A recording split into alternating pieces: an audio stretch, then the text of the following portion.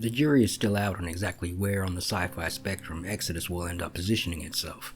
What's obvious is that Exodus leans as far towards hard science fiction as you can get away with in a video game. Something I've noticed over the last year or so though is Mass Effect fans latching onto Exodus as BioWare's downward spiral has continued, along with the hype beginning to build and the guys at Archetype beginning to get some attention. I think some, but not all of these fans might find themselves just a little bit let down by what they get. Exodus and Mass Effect are two very different kinds of sci-fi.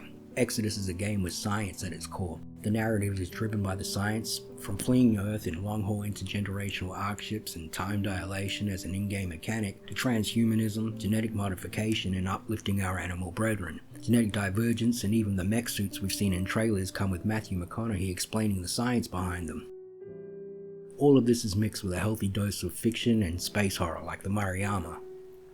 Mass Effect, on the other hand, is a soft SF. The science is there, but entirely sacrificial if the story calls for it. The rule of cool stands head and shoulders above the science, and the narrative is driven by a mixture of fictional story tropes from other mediums.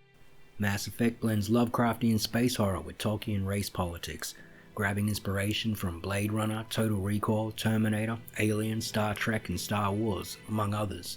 The speed at which a Reaper drive core can propel a Sovereign-class ship is stated but irrelevant to the Alpha Relay incident. After all, if the Reapers can reach us so quickly, why not fly directly to the Citadel? How can massive deflation have occurred in the last 2 years since Mass Effect 1 and not crash the galactic economy? If every Reaper is based off the species that was used to create it, why do they all look like Leviathan now? The differences between these two worlds will be stark. Exodus will be asking difficult questions of the player using time dilation as a mechanic. What are you prepared to lose as time slows down? Is it morally correct to use consumption armor for gladiatorial battles? Are daemons abominations, and if a Homo sapien evolves, is it still human?